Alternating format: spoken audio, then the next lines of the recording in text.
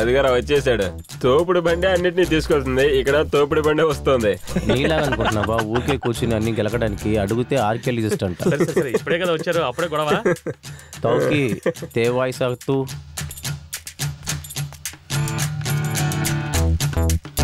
తౌకి నాసి బోరే సత్య బుంకోస్ తంబ పటాసా CK CK దారు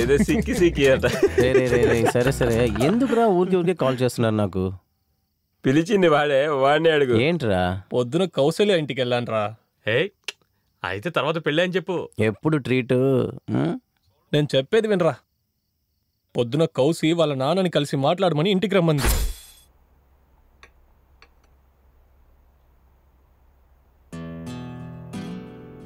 తర్వాత మీ గురించి చెప్పండి, తెలుసుకుందాం. Sir I'm Ganesh sir. అది కూడా నాకు తెలుసులే, ఇంకా చెప్పండి. నాన్నగారు లేరు, అక్క మాత్రమే. గ్రాడ్యుయేట్, పని వెతుకుతున్నాను సార్. పని వెతుకుతున్నారా? అంటే ఇప్పుడు మీకు పని లేదు, రెండో పూట భోజనానికి కూడా మీ అక్క సాయం ఎదురు చూస్తున్నారన్నమాట. I'm right? ఏంటి అలా చూస్తున్నారు? ఓ, ఎలాగ ఈయనకి నా గురించి ఇన్ని విషయాలు తెలిసేనా? ఇది మాత్రమే కాదు, మీ గురించి అన్ని విషయాలు నాకు తెలుసు.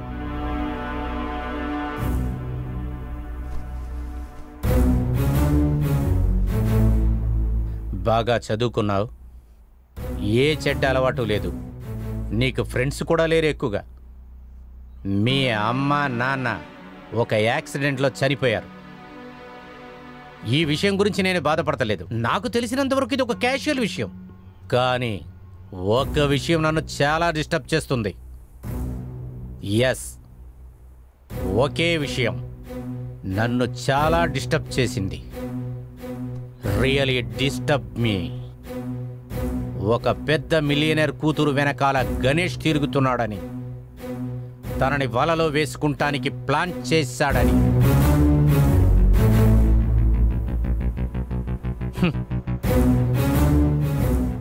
సరే, ఇదంతా కనిపెట్టి విషయం ఏంటో విచారించి ముందే గిల్లి పారేద్దామని అనుకునేటప్పుడే ఇంకొక విషయం నా చెవిన పడింది. బిజినెస్ మ్యాన్ కేబిఆర్ కూతురు కౌసల్య గణేష్ కూడా ప్రేమించుకుంటున్నారు అని, ప్రేమలో ఉన్నారని. ఇది విని ఏ తండ్రి ఊరుకుంటాడు? అరేరే, ఏంటి బాబు లెగిసిపోయావు? కూర్చో బాబు, కూర్చో. కూర్చోమన్నానుగా.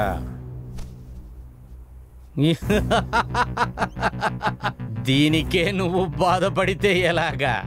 ఇంకా అడగవలసింది ఎంతో ఉంది కదా. కారు బైకు ఏదీ కనపడతలేదే. బస్సులో వచ్చావా?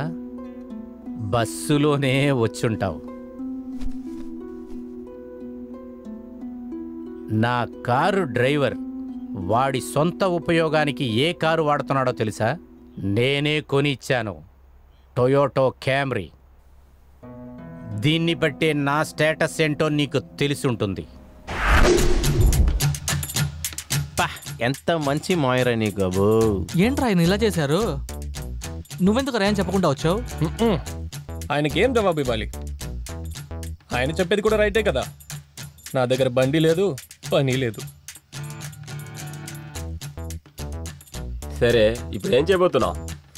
చాలా చిరాకు ఉంది బావా. అదిరిపోయి ఉండేదిరా. లేదురా, నీ చెల్లి నీలాగే ఉంటుంది. సరే వదిలే, పనేంటి పనే, అది నీకు దొరుకుతుంది. కెమెరా ఏంటి, అందుకంటే పెద్దదే తీసుకుందాం. అప్పుడు కూడా తనతోనే ఉండాలిరా.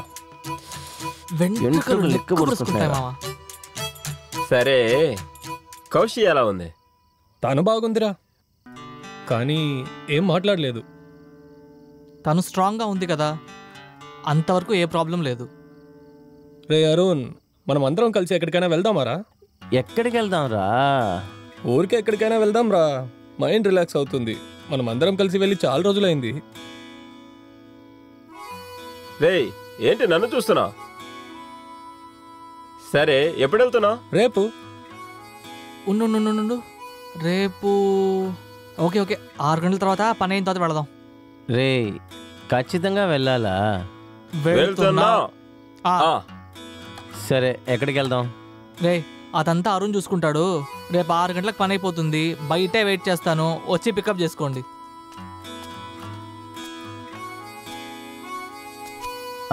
ఓకే బా. సరే నాసి గోరింగ్ వచ్చేసింది. రేపు ఎక్కడ పికప్ చేయాలో చెప్తాను, అక్కడ వచ్చి పికప్ చేసుకో. అమ్మకి భోజనం ఇవ్వాలి, నేను బయలుదేరతారా? సరేరా, మీ అక్క వెయిట్ చేస్తూ ఉంటుంది. రా వెళ్దాం. అవునరా, వెళ్దాం.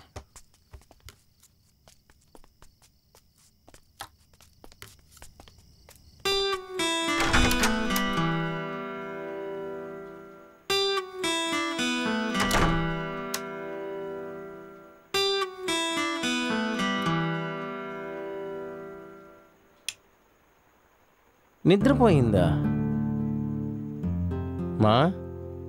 మా లెగుమా, భోజనం తీసుకొచ్చాను.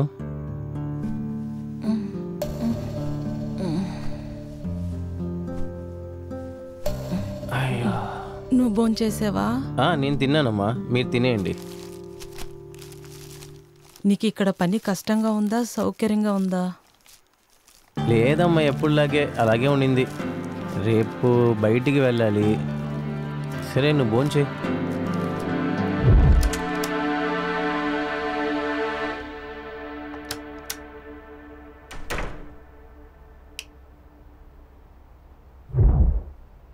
అక్క ఇంకా నిద్రపోలేదా? నువ్వేం చేస్తున్నావు? కొంచెం పనిగా ఉందిరా. సరే నేను వెళ్ళి పడుకుంటాను. సరే తిన్నావా?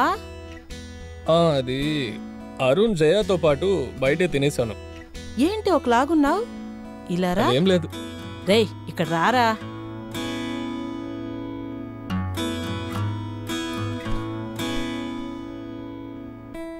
ఏమైందిరా?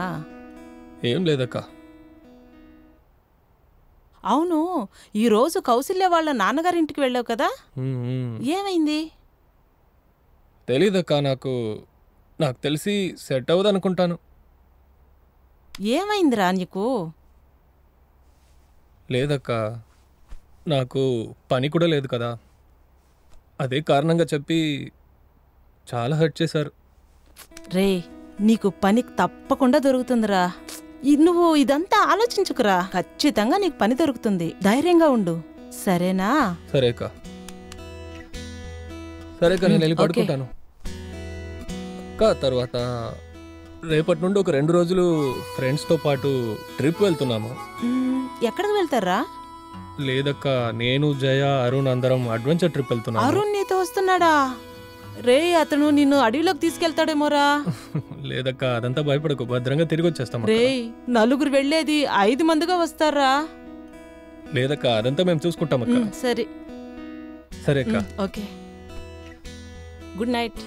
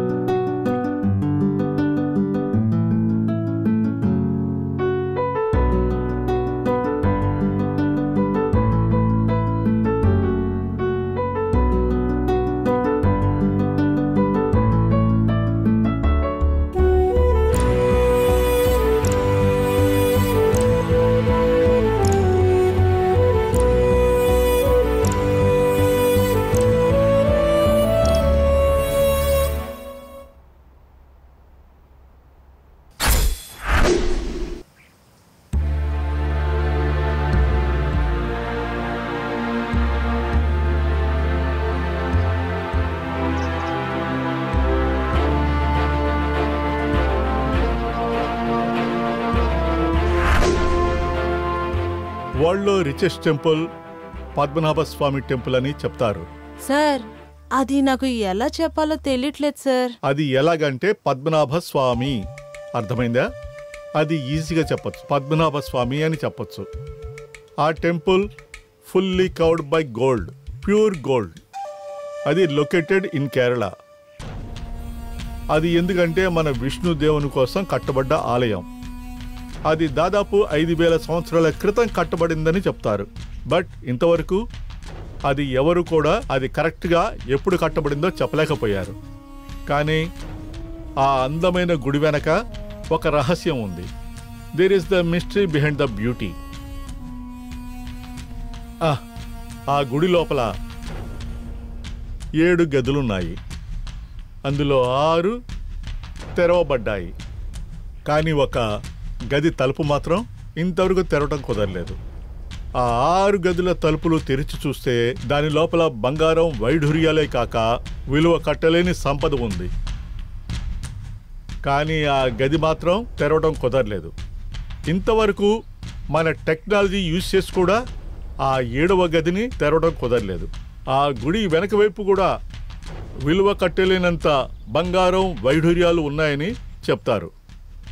ఆ గదిని తెరవడానికి ప్రయత్నించినప్పుడు అక్కడున్న పూజారులు ఏం చెప్పారంటే, ఆ గది ఏ రోడ్ టు హెల్, నరకలోకానికి ఇదే దారి అని అంటారు. అందుకని ఆ గదిని తెరవకూడదు అని అంటారు. Only the chosen one is open the room door. Okay, ఆ తలుపులు తెరవచ్చని అన్నారు. సార్, ఇదంతా నమ్మటానికి వీలుగా ఉందా? చాలా విషయాల్ని నమ్మడం కుదరదు. తెలియని విషయాలని తెలుసుకోవటమే నాలెడ్జ్ అని అంటారు. అదేవిధంగా ప్రతి విషయాన్ని మనమే నమ్మకం కలిగేలా చెప్పాలి. అర్థమైందా? అన్ని విషయాలు తెలుసుకోవాలి. అరుణ్, నెక్స్ట్ సాటర్డే మళ్ళీ మనం అందరం కలుసుకుందాం. Okay, take care.